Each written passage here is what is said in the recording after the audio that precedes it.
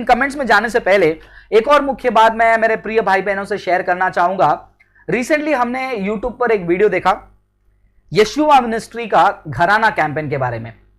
इसके ऊपर मेरा ओपिनियन मैं शेयर करना चाहूंगा, क्योंकि ग्लोरी अपॉलोजेटिक्स मिनिस्ट्री हमेशा इसी कोशिश में रहती है कि बाइबल को गलत प्रस्तुत जहां जहां किया जा रहा है या फिर क्रिश्चियनिटी का एक अलग नजारा दिखाया जा रहा है, वहां पर हम कोशिश करेंगे लोगों को सही रास्ता दिखाए। यह हमारी कोशिश है और यही हमारी सेवकाई है, और ये हम लगातार करते आ रहे हैं। अंकुर नरूला के ऊपर हमने किया था, और विकास मसीह के बारे में हमने बात किया था, और रिसेंटली रॉबिन अल्मर्डा के बारे में बात किया था। अब मैं बात करना चाहूंगा हमारे यशुआ मिनिस्ट्रीज के बारे में, जिन्होंने काफी सारे गाने लिखे हैं। उनमें से मेरे भी फेवरेट गाने हैं गाओ hallelujah, one of the favourite song, Yeshu Masih तेरे जैसा कोई नहीं। क्या गाना है वो, मतलब आंसू निकलते हैं वो गाने में। लेकिन हमें यह भी सावधानी के साथ समझना है कि शुरुआत में हमने कैसे शुरू किया, और परमेश्वर ने जो मुझे बुलाहट दिया उस बुलाहट में मैं कितना स्थिर हूं और अच्छे से हूं, ये जानना सेवकों के लिए बहुत जरूरी है। मुझे बहुत बड़ा दुख हुआ जब मैंने यशुआ मिनिस्ट्री का यूट्यूब में एक प्रोमो देखा घराना कैंपेन का। दुख इसलिए नहीं हुआ कि वो घराना कैंपेन कर रहे हैं और उनका मानना है कि worship is a personal affair, worship जो है एक व्यक्तिगत रूप का है और आपके घर पे आकर हम वर्शिप करना चाहते हैं आपके साथ मिलकर, है ना। खुशखबर, लोगों को लगता होगा कि मैं प्रमोट कर रहा हूं, अगर हो रहा है प्रमोशन कोई बात नहीं। लेकिन मेरा पॉइंट इसमें यह है कि वर्शिप के लिए आप लोगों के घर पे जा रहे हो, अच्छी बात है, लेकिन उसमें लास्ट में जो स्लाइड दिखाया गया उसमें थोड़ा सा हम डिसएग्री करते हैं। जैसे कि उसमें लिखा है कि रिक्वायरमेंट, यदि यशुआ मिनिस्ट्री का बैंड आपके घर पे आना है तो उन्होंने कुछ क्राइटेरिया दिया है वहां पर। Criteria number 1, air condition room. बहुत दुख हुआ मुझे, पढ़ते ही मुझे लगा मतलब ये उन घरों में नहीं जाएंगे जहां पर एयर कंडीशन नहीं है। दूसरा, वहां पर लिखा था कि 200 स्क्वायर फीट के आसपास लिविंग रूम एरिया चाहिए। मतलब 200 स्क्वायर फीट, अगर मैं थोड़ा भी कैलकुलेशन लगा तो आई थिंक 3 BHK का घर होना चाहिए जिसका हॉल बड़ा हो, यह रिक्वायरमेंट है। तीसरा रिक्वायरमेंट है 20 लोग आएंगे, 20 लोगों के लिए कार पार्किंग की सुविधा होनी चाहिए। यह रिक्वायरमेंट दिखाया है और कहा है कि वाना होस्टेस, हमें आप बुलाना चाहते हो। मैं ये देखकर एक सेकंड के लिए बहुत ही दुखित हो गया। केवल मैं ही नहीं बल्कि और भी जो अच्छे परमेश्वर के सेवक हैं उन्होंने भी अपना दुख जताया, और बहुत बुरा लगा कि आज क्रिश्चियनिटी कहां तक पहुंच गया है, जहां पर वचनों के लिए लोग तड़प रहे हैं लेकिन वचन नहीं दिया जा रहा है। म्यूजिक के ऊपर ज्यादा फोकस दिया जा रहा है। अगर म्यूजिक के ऊपर ज्यादा फोकस दिया भी जा रहा है, एक लैविशिंग लाइफस्टाइल की तरफ लोगों को खींच कर लेकर जाया जा रहा है, जहां पर बाइबल उसके विपरीत कहती है कि तुम क्रूस उठाकर मेरे पीछे चलो।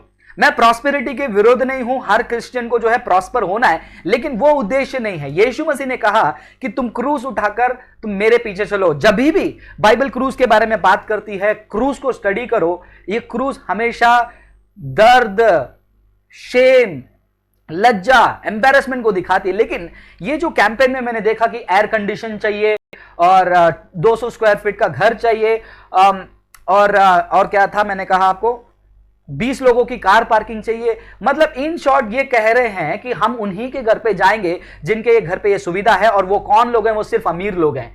मेरे प्रिय भाई बहन, यीशु मसीह ने ये कभी नहीं किया होता।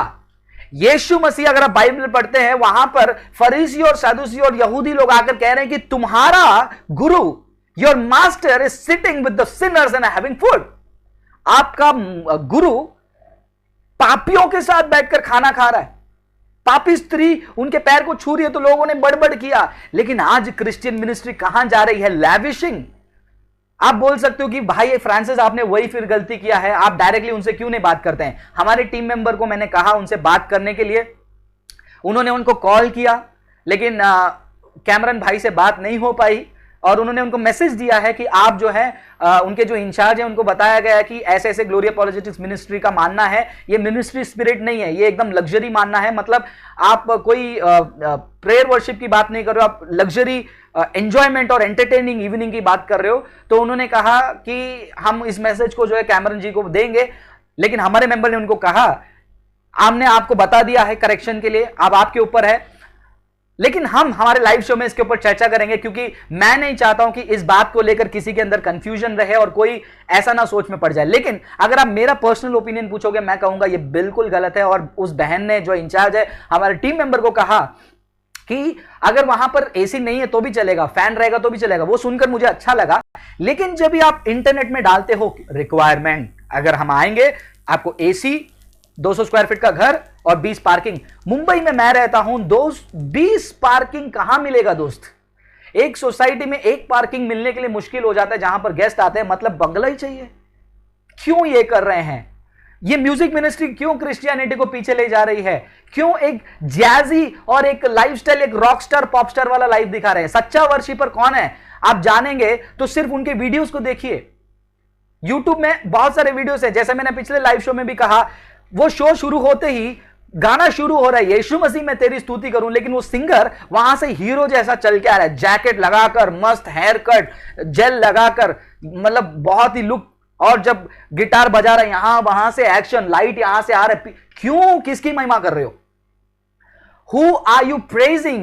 God or yourself? अगर आपको अपनी आवाज से परमेश्वर की महिमा करनी है, आप बाकी सेवकों को देखिए जो फादर बेरिकमैन है, वो भी वीडियो में थे, उनका नम्रता देखिए। आप अपने आवाज से परमेश्वर की महिमा करना चाहते हैं? नहीं, वीडियो देखकर तो ये लगता है कि हीरोइज्म का कोई मॉडलिंग चालू है। वो चल के आता है, उसके जूते से उसका फोकस होता है, साइड से फोकस होता है, ऊपर से कैमरा आता है। मजाक बना के रखा है मेरे क्रिश्चियन मिनिस्ट्रीज ने, और क्रिश्चियंस को देखकर लोग इसी के लिए हंसी मजाक उड़ाते हैं और उनको देखकर कहते हैं कि ये तो लैविशिंग लाइफस्टाइल वाला है। नो, क्रिश्चियनिटी वो नहीं है।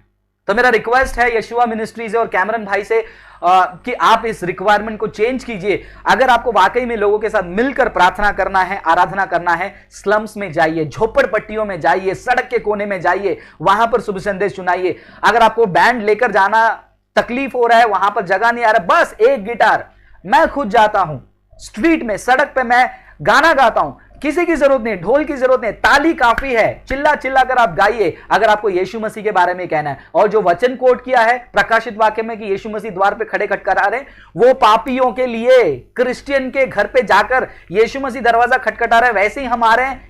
बाइबल को मिसकोट मत कीजिए, आप एक्टिविटी कीजिए, लेकिन लोगों को क्रिश्चियनिटी का दूसरा नजारा मत दिखाइए।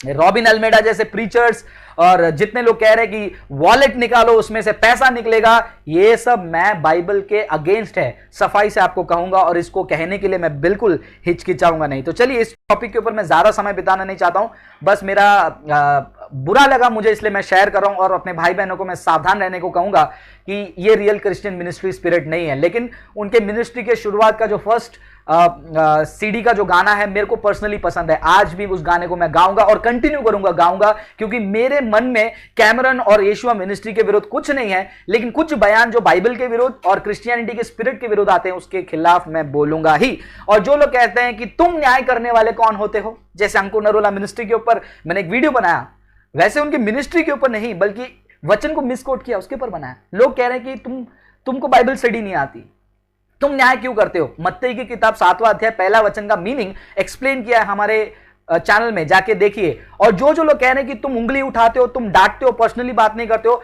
अगर ऐसे लोग प्रेरित पतरस और पॉल के दिन रहते थे ना, पॉल को सुधारने चले जाते थे, क्योंकि पॉल ने पतरस को क्या किया, पब्लिकली क्या किया, उनको करेक्ट किया।